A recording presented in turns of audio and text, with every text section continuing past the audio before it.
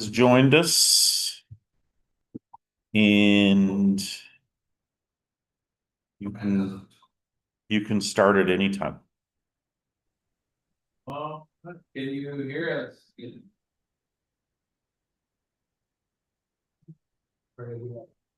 That's what I was wondering. Can you hear me, Dean? Yep, Do you like this?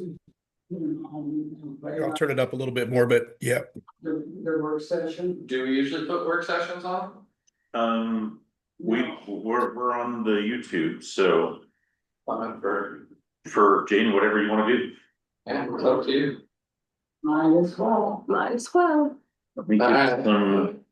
Let's go. Can you hear us yet, Dean? Yeah. Yes. Thumbs up. Can you hear me? Or we cannot hear him. Okay, one sec. If it's probably because of my thing. Check 1, 2.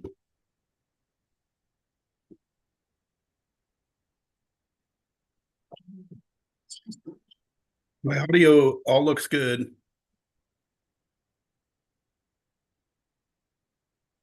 Dean, can you try talking one more time? I can hear you a little bit. Oh, here we go. There you got it.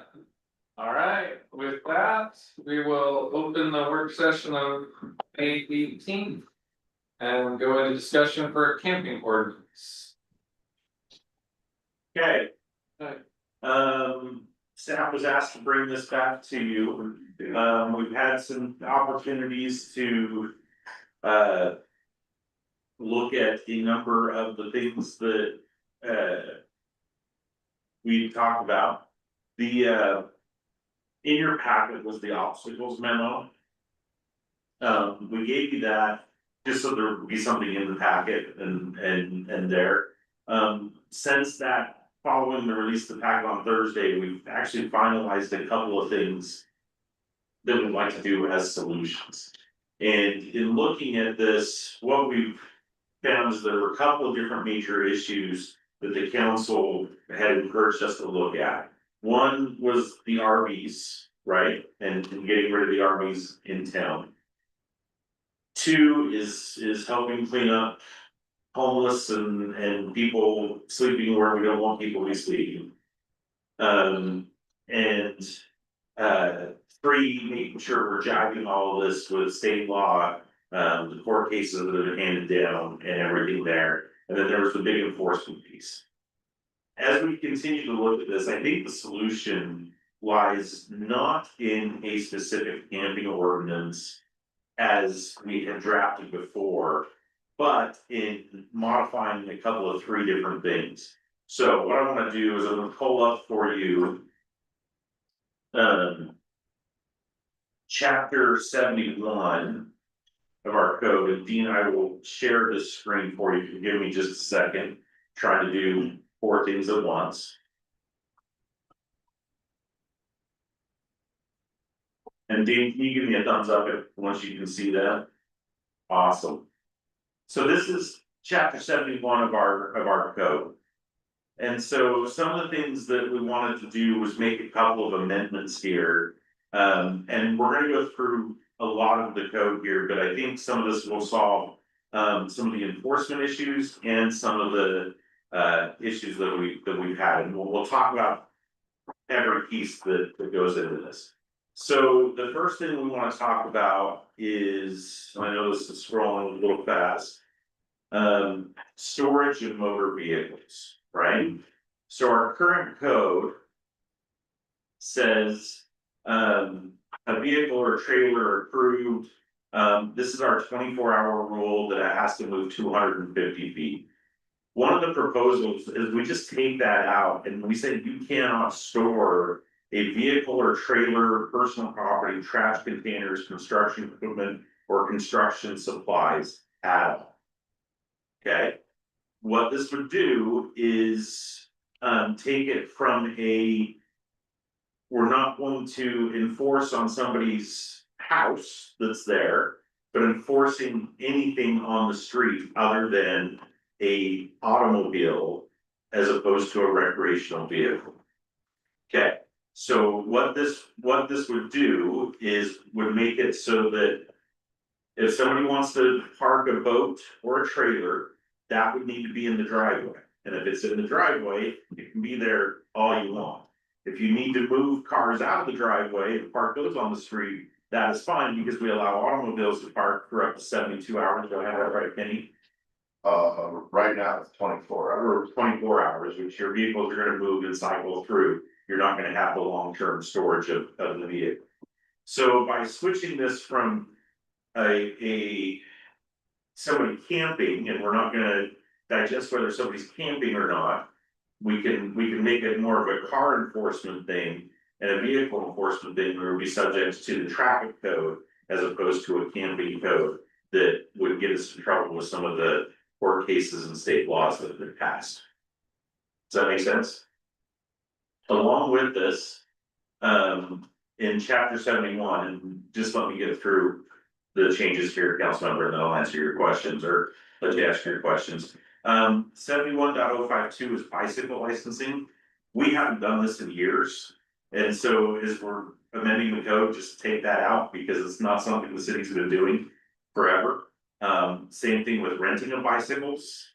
The city doesn't rent bicycles. We don't have, I mean, if we were ever to do like a green bike or something like that, maybe we bring that back. But for chapter 71, those are the changes that are intended, and we think that that would help us on the enforcement. Council Altomare, did you have a question? Yeah, chapter 71A1, you go back up. I see a couple of issues with the amendment. It almost would have to be, I think, two parts. I've had experience with this specific code in my neighborhood. And so like the top says shall store a vehicle or trailer, personal property. So one of the issues is I would be curious on enforcement where it says a vehicle instead of a recreational vehicle. Because what is the definition of storing a vehicle? Like, how would you determine that from an enforcement standpoint? Like, now, in my experience, probably across the street from me, we had an issue of multiple vehicles that had not moved for months. Sure. And they were not recreational vehicles, trailers, they were vehicles. And then I believe in here it talks about where they're registered, and have to move them, they can't be there. There's consecutive days, and so if the first part was changed to recreational vehicle, there would still have to be a second part for vehicle. And how do you address that in the sense of an enforcement perspective for regular vehicles? You know, we struck out paragraph 2 here. And I think as we could wordsmith right here, I mean, these are just ideas. We could make it so that no person shall store a recreational vehicle and then non-recreational vehicles. Yeah. Or other in there for a period of 30 days or more in the 6 months, we could just reinstitute paragraph 2. Megan, do you have thoughts on that? Because we just wanted to deal with the storage of personal property and RVs, and then when we go to chapter 72, it covers what vehicles can be brought to the driveway. Okay. So let's get chapter 72.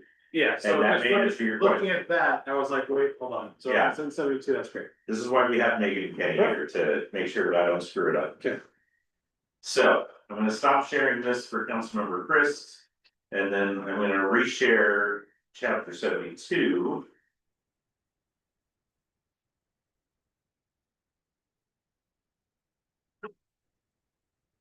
On the list, Dean, can I get a thumbs up from you?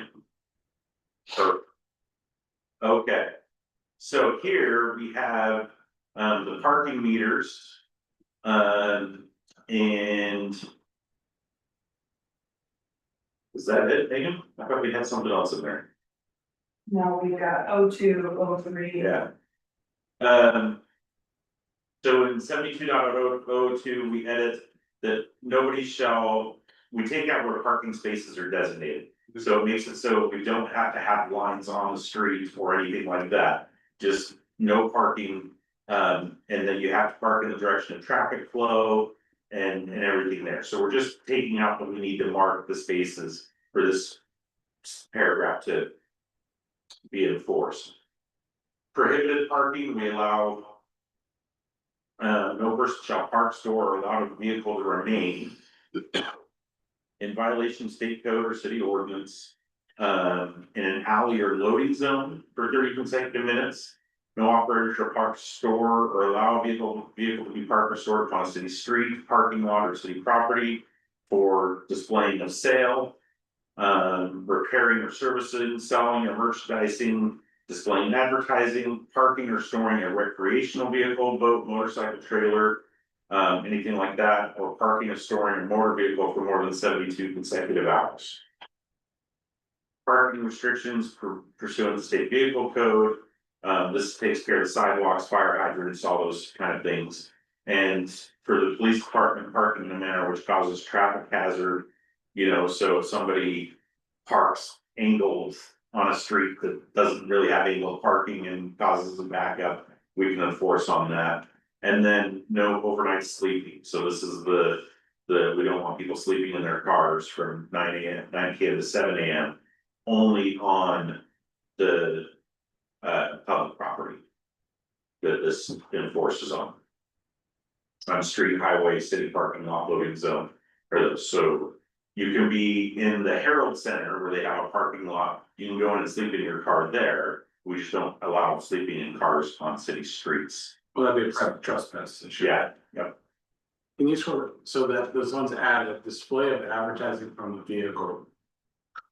Grass sale, that's what I was thinking too, grass sale. yeah, Parking your truck and putting in a big. Would grass that, oh, so sale. this is public right, okay. yeah. We're adding that.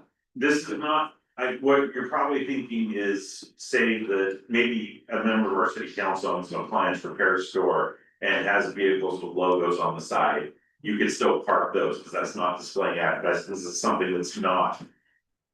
Garage sale and your vehicle is for sale. Yeah, Yeah, and I said for sale, there's. yeah, Everything's digital nowadays, marketplace, stuff like that,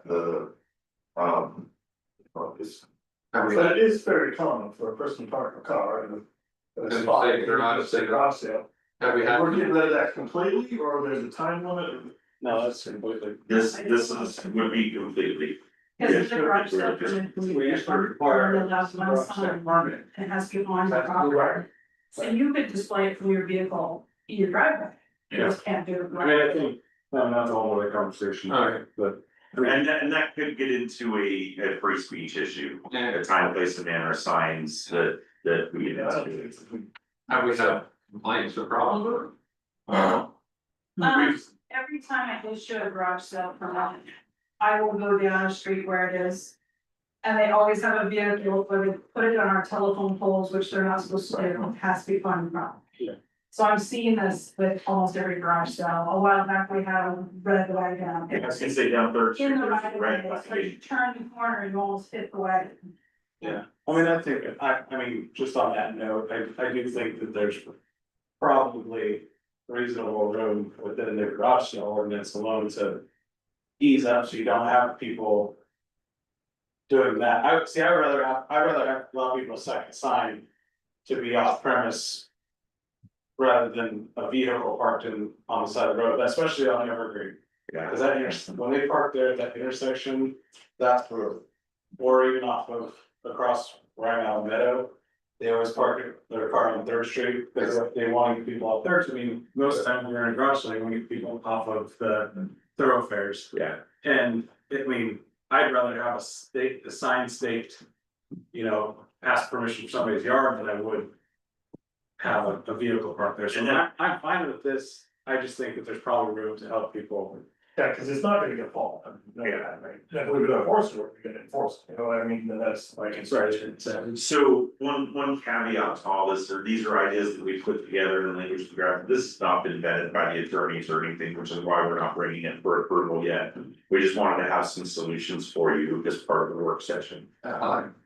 So any other comments on the changes to 72? And then with parking meters, and we'll talk about this a little bit later.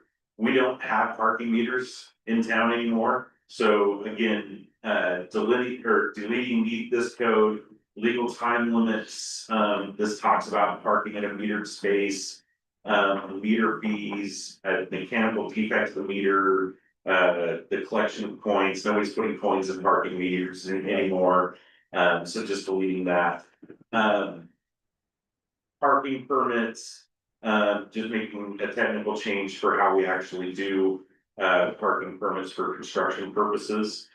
And then, again, where we don't have parking meters, we don't have parking meter receipts, so just taking that out of usage of revenues, from there.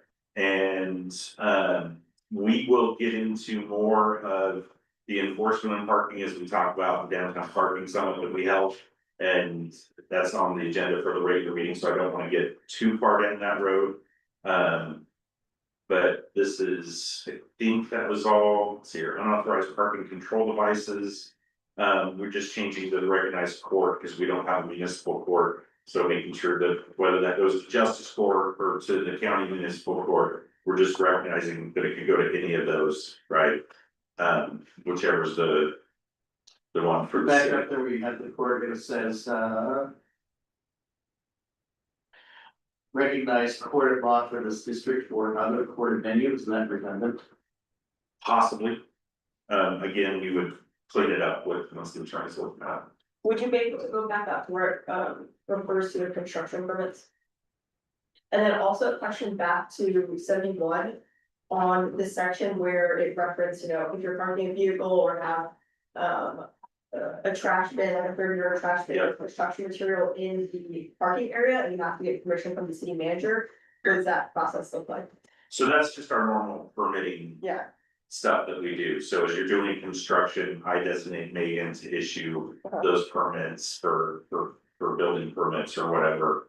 That would be on that. So that's the permit that we would grant as part of your site plan for a construction project, is where you're staging, right? And where your staging would be.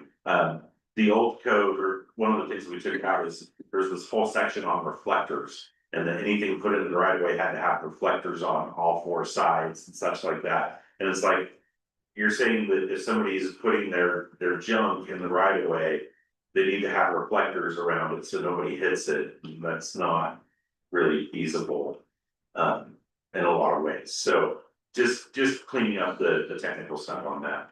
But in this one, again, permits shall be issued only in non-metered areas. We really don't have metered areas.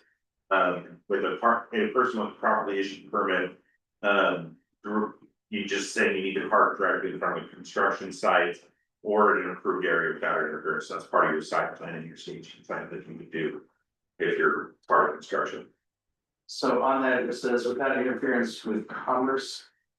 What about other residences? We could add, Well, something in there about residences. it was taken out. But we can't, because we have directly in front of the construction site. But then it Well, says it's or under- approved area without interference with communal homes. Oh, Unapproved area without interference with like your neighbors would be nice too, though. So are you saying you only, Something like that. They shouldn't have interference with commerce for neighbors. what do you mean by interference with neighbor, like? Interfere with their driveway or? block? Yeah, we just don't want you to block their driveway Yeah, that makes or stuff, or make it so they can't get in and out of their property. So let's go back to questions of, just to review, the driveway, you have a house with a small driveway, one car, which a lot of houses do. How long can you have a car, a second car parked outside without a problem on the road? 72, so it was. Without moving, Without moving for 72 hours. Well, put it, and then a movement. Or at least that's. Is the movement still a distance and still a distance? we're not putting a distance in there. Now, if you wanna have a boat and you don't have a driveway, like I don't. Do we need to get a special permit to hold a boat there? I mean, what's the story? The idea is you have to go get storage unit. Or so you couldn't park a boat, you can't now. You can't now. You can't now, okay, I'm just. Good, okay. That's not a change. So the idea is trying to, these are pictures that code enforcement took today. I've got several of them here and sorry, I can't do two things at once. Let me see if I can share some of these or just share my entire screen, but, So, you know, this vote would then be That one's brutal. in violation of code, Yeah, right? so what do we do now? We stop by, tell them, then sticker it, what do we do now? Name for it? We then kind of forth, we went kind of. We really don't do anything because there's no measurable. So how the code sits right now is that somebody can park stuff in front of their home. In a cumulative of 30 days in a 6-month period. I have no way to designate. If that belongs to that house right there legally. So, and I can't sit on something for 30 accumulative days in a 6-month period. So this would change it there after 3 days. You could find somebody to talk to about that. Exactly, after, Actually, the Trailer would just be, trailer can't sit there at all. yeah, Regular car would be 3 days. and that's the That thing. trailer has to be in the driveway. Of changing it from motor vehicles only, passenger motor vehicles only. That would change it, make it easier to where it's enforceable. And all this other stuff that is just cluttering our streets unnecessarily. You know, we can clean it up and get rid of. And it's killing 2 birds with 1 stone. It is not targeting houselessness and the derelict motorhomes that we have. It is everybody in the city complies with it. We are cleaning up the one in the back, well, actually, both of these RVs, for example. They both have extension cords across the sidewalk, which is an ordinance violation. I've talked to both of these residents multiple times, they don't care. They just, What is the citation for that? $250 per day. So we don't issue that. No, because it's, you know, I mean, I would literally be there every single day writing the citation and it not going anywhere with the courts. So it's a matter of going to stuff that I can actually deal with and make a difference and change. 8th Street, for example, we had a very bad problem with the Clark. Trailer. No, the Clark's, place, Ames and the Stucca, I think it is. Oh, yeah. I got all that taken care of on one of the residents on the corner, and I'm still working on the, one across the street.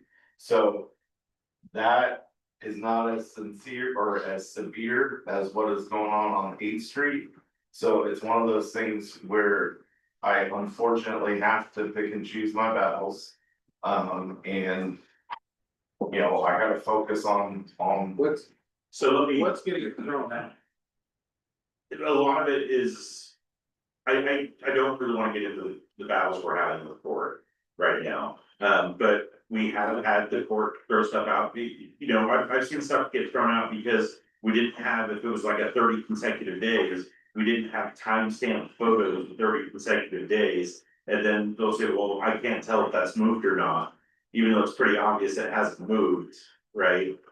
It's evidentiary issues, it's the DA, whether the DA even wants to prosecute, because once we put that into the court system. The DA can choose whether to prosecute that or not. These fines don't go to the justice court.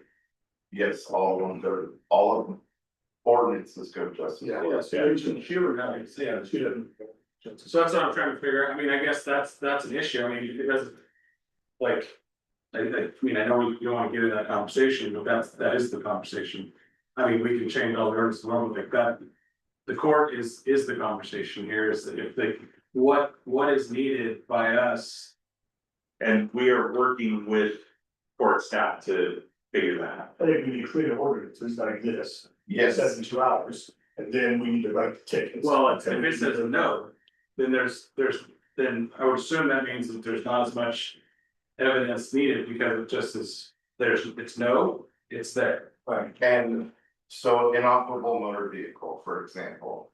I've had them thrown out because of, in the ordinance, it states that you cannot, or what is defined as a inoperable motor vehicle is, you know, expired tags, not licensed, not insured per the Oregon statute, stuff like that. But in the fine print that you really gotta read there, and it took me a year to see this. In order for it to be an inoperable motor vehicle, it has to sit there for 24 hours and not move. And this was prior to me being able to chalk. So now with the chalking, that gives me the enforceability. But at the same time, I can't prove if said vehicle, RV or whatever belongs to a resident that lives there or not. So it has to be all across the board of all vehicles. It doesn't matter if you're a resident or not. Yeah. It has to be fair, and so. The ordinance need to clean up because they are, I mean, the judge is not going to. These kind of dirty ordinances in all over the place, they're not going to give you something without a proof of 30 days, like I said, percentage bars, it's really easy to prove for us. Yes. And it is gonna be a little harder and tighter, but I think it's something we probably need to do. And again, we can have another work session on courts and stuff, and I'm not suggesting that we do because we don't have jurisdiction over them. Yeah, I just think I wanna make sure, I mean, I think the reason I say it's a conversation is because. If we're gonna sit here and have, you know, the conversation, and I do believe that these are good edits and amendments and stuff. Is that. You know, they're all for naught if the court, if they're not gonna meet. I think that is a really important piece of like, it's great if the attorney says, yeah, this looks good. But if the court's like, hey, that doesn't work for me, like. Then we should probably go back to the drawing board, because if it doesn't work for them, it's useless. Is it against the rules to invite the. Just the police to the workshop? I don't know, and I don't know that if you would come, we can invite him. And I know, but I think he would, I think he'd be pretty good at telling you, here's the issues. Okay. And here's why, I think that's just my, yeah, go on. Let me move on to a couple other things in the camping ordinance, because again, some of the homeless issues and the houselessness issues that we wanted to address. In this, one of the concerns that was brought up was the city's safe resting area, and we've done some more research on what we do have to provide, what we don't have to provide. When the internal policy was initially drafted for the safe resting area to be the parking lot of City Hall. At that time, we didn't have the care shelter, and if I recall correctly, we did not have the Herald Center over at the Adventist Church. Harold was there, but we didn't know that they allowed. That they were allowing stuff, so. There's some nuance to how, what we have to provide and what we don't, it seems weird, but. We have to provide a safe resting place for camping. Defined as tents or people sleeping on the sidewalk in a public space. If there are no other spots available. We do not have a contract, we have not designated care as a safe resting place, they have asked us not to do that. But for all intents and purposes, care is a place where we can send people literally across the street to have a safe resting place. For overnight cars and RVs that are on the street, we can invite them to go to the Herald Center. We talked with Donna at the Herald Center, and they allow people to come in, even if it's 2 AM. They'll allow people to come in, they'll check with them first thing in the morning, give them what the rules are, and either send them on their way, or people can choose to abide by the rules there. So there are options. For the city designated safe resting place, we do not have to allow cars. It is only for tents and such like that. If we limit it to tents and people sleeping on the ground, we do not have to provide restrooms. The only time we would have to provide restrooms is if we allow cars to park overnight. Interesting. Which is completely, Yeah. I don't get it, but that's the rules, and we've verified that 3 different ways.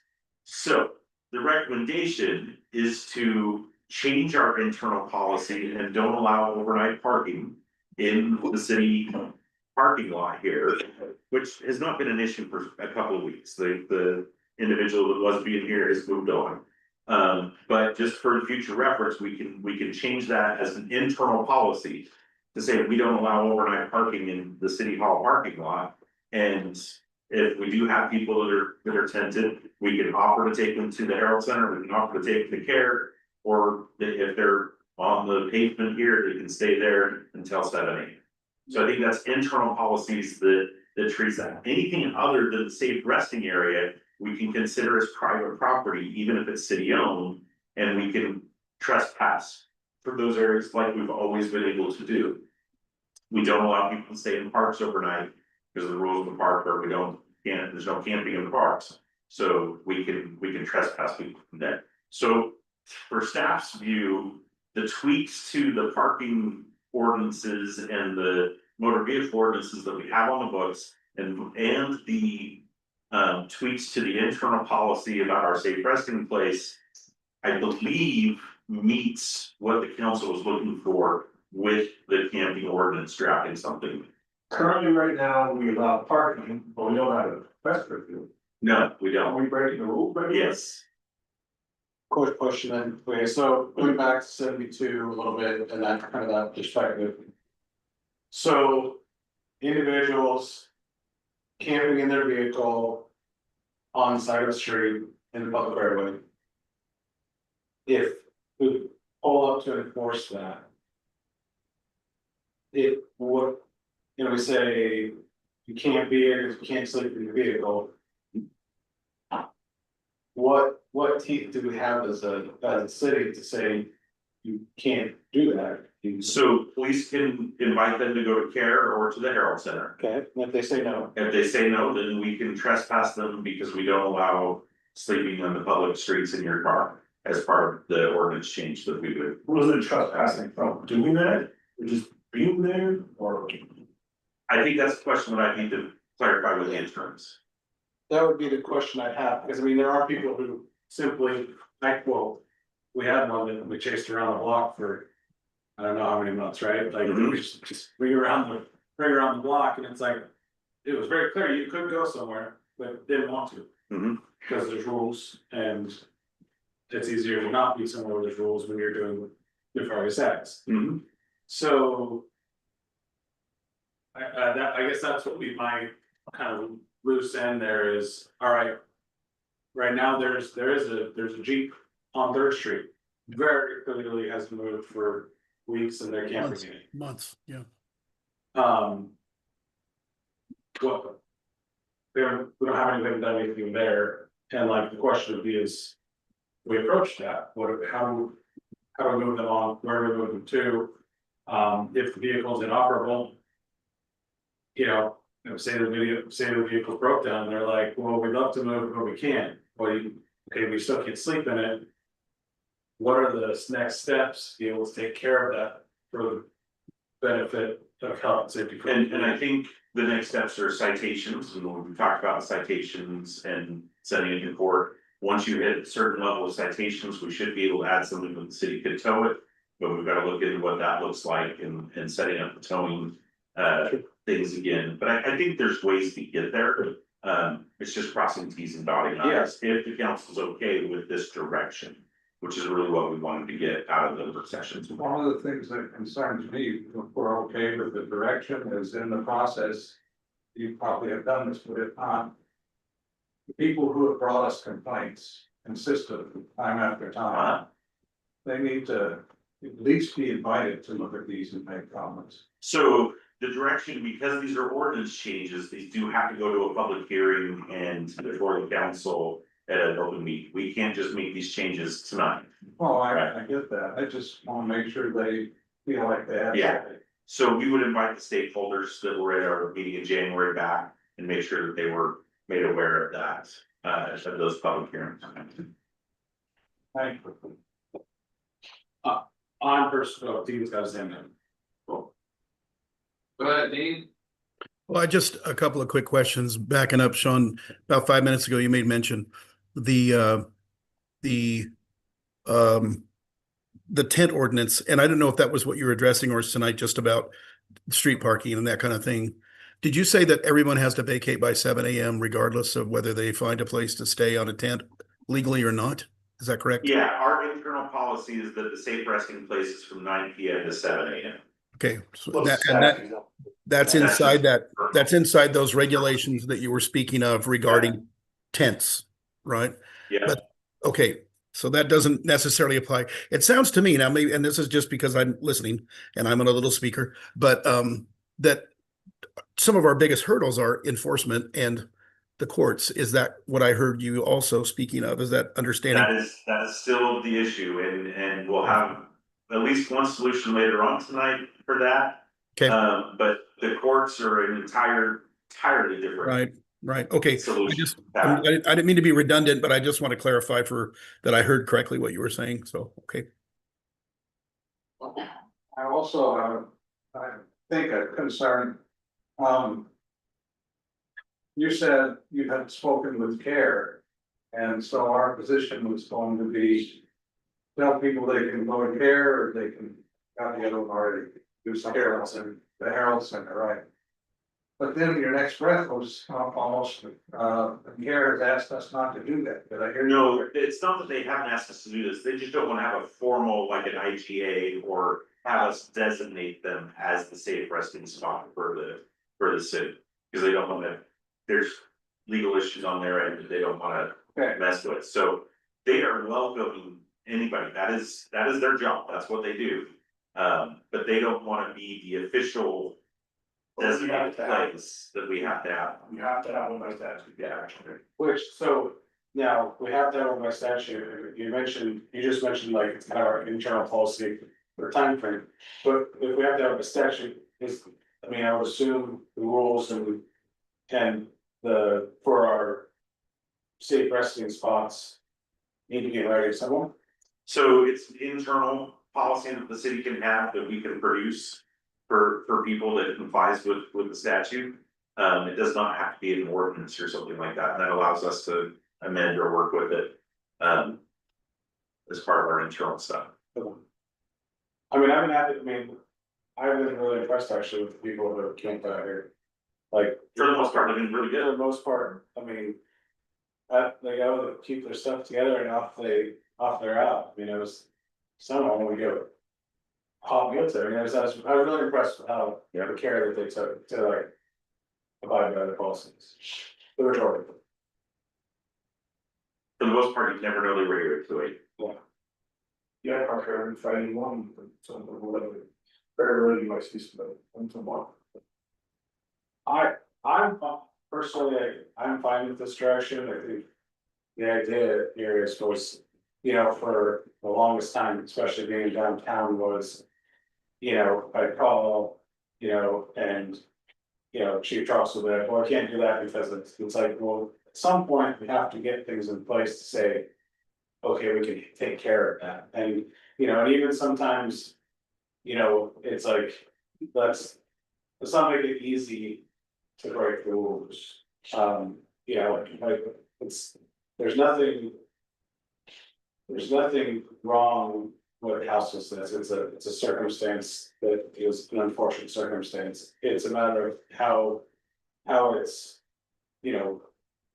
how do you bring that together in a sense? How do you coexist together as a community? And, it's putting the rules in place of like how the health and safety for everybody. So I'm fine with this direction. Is if we can verify with attorneys and kind of the court system that this makes it suitable for county to be able to enforce or for any city staff to enforce. This is giving enforcement something we can enforce. This is really, that's how I see it. I think it's pretty common sense stuff. And there's a big outcry from a lot of people. That's why I asked about just. And a lot of our ordinances are very outdated. Yeah. And that's why we're doing this bi-weekly. Going through the ordinances line by line. Ordinance by ordinance and see what we can change and what is enforceable, what is not enforceable. And, go from there. To that point, okay, that's why we looked at the parking meters, the bicycle licensing, and so we're gonna change these chapters, let's change those, because. I've only been here a year, and somebody informed me on when the last time there was a parking meter downtown. Or I go, it feels like that. About been 30 years ago. Yeah, Yeah, I think Second Street was the last set of them. yeah, so Street, yeah. just to give you an idea of how long that code has been just sitting there with nothing happening to it. So what you're doing is send us back the letter with consensus, right? And then when you bring it to us, we Yeah. pass it, when you're trying to get this started enforcement on this, yeah. We'll bring this back as soon as we can. And then you can just, as soon as we put it in, does it have to be put in and put in the code? If- How long yeah. does it take to start to put in? Once it gets put into code, there's 30 days. I'll ask the attorneys about pending ordinance doctrine. Just sometimes you can start enforcing things if you know an ordinance is imminent. We can look at that. But I think for the most part, we can get this through as quick as we can, as soon as we can get these line items and stuff drafted and approved by the attorneys. So after the ordinance is passed, how long before, like, is there a period where Kenny might, just let people know, or when is there actually issuing citations, or? Typically, it's 30 days. Ordinance, you pass the ordinance to city council, it doesn't take effect until 30 days following. But again, I'll ask the attorneys about.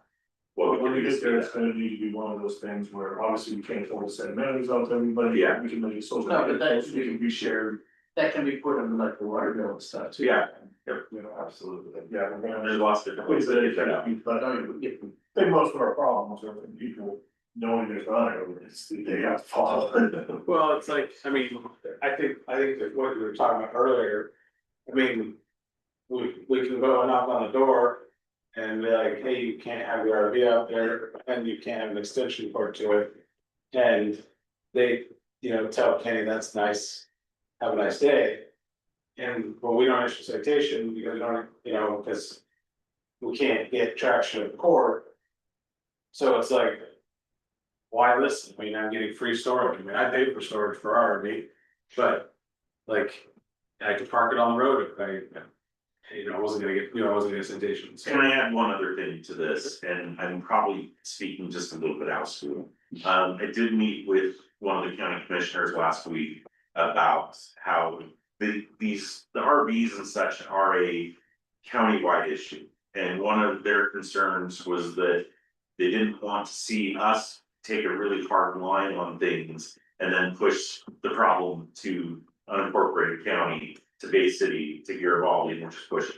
So there is some undercurrent of a countywide being consistent in the enforcement. They were very interested to know what we were hoping to do, and I will follow up with them on this, but we wanted to make sure that, we don't have very strict rules in Tillamook and then not strict rules in the unincorporated county of Bay City, or vice versa. So we have one rule, we can do what we want, but we do wanna let the county know what we're doing, so if they wanna follow suit, they can follow suit. I think. We're not holding anything up for that. Yeah, they can follow, I don't mind being later. It's great. It's not this next program. They're happy with the city either. But that is what it was. Okay, so what I'm hearing from the council is you like this kind of direction, you're okay with where we're at. We will take it back to the attorneys, we'll get some clarification, we'll schedule public hearings as soon as we can on that. Any other questions about this, or how we're going? I just appreciate the workshop and all the effort, because we're staying in a tight room, so. Well, and again, from staff's perspective, we knew it took a little bit longer. We just were trying to fit that square peg into a round hole, and we kept going into that houseless issue. When really, we wanted to avoid the houseless issue entirely, because it just stirs up a hornet's nest that we don't wanna be the forefront of. So by making it more the parking issue and stuff like that, we feel like we're avoiding that nest. Really good work. Yeah. Our. Can we look at, is there a way to get a time frame on this one? Those it takes about. I'm gonna say probably mid-July or August.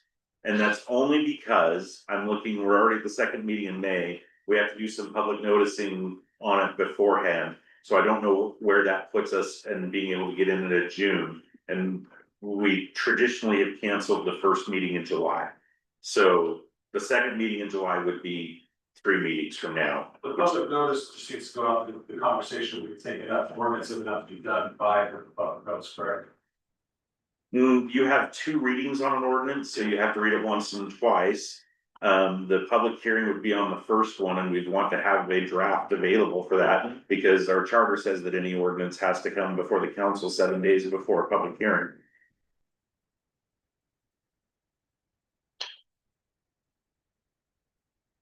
And we're just victims to the calendar there, council member. I'd love to do it sooner, but I don't want to violate our charter. But we can hold a public hearing, does it have to be done at the city council meeting, can we hold a public hearing on a different day if we wanted to? I could look into that, I'm but just curious, traditionally I'm they've not been trying to done. pull it up, I'm just curious. We normally cancel the meeting the 4th of July weekend, that's Yep. just, we normally do that on, so Yep. I would push it out to the 13th. What are you trying, just trying to get in the summer, Justin, as soon as possible? I mean, we're about to get, I mean, this, it's about to turn to chaos. It does every year, Right, and. So I mean, This is where I can talk to the attorneys about pending ordinance. yeah. I mean, If they're good with the pending ordinance doctrine, then we can, that gives us a little bit more options, I but mean, I'm not on obviously it, but I mean, I didn't know if there's, I mean, since it's our, I mean, that's drafted. I mean, I didn't know if we could have something back that 15th. you gotta remember, you got budget hearings in there too. Yeah, I understand. I just, I mean, this seems like such a, I mean, if we're, if this is something that is gonna get reviewed, put together, I don't think we're spending an hour on it tonight, I don't think it's gonna take a lot of time. You know, budget, you know, I get that there's budget hearings. But I mean, look at June 15th, if we canceled 6 meetings or didn't, but, I mean, that puts us out until the 20th of July for the second reading, and then 30 days from there, we're still in big time, so. I don't know, I just. I'm putting it up quite a ways, if we go past the 15. We'll bring it back as quickly as I can. Anything else? Thank you, Sean, thank you, Ken. Yeah. Well, Appreciate it. Megan too. Megan. oh, man. Alright, with that, we will.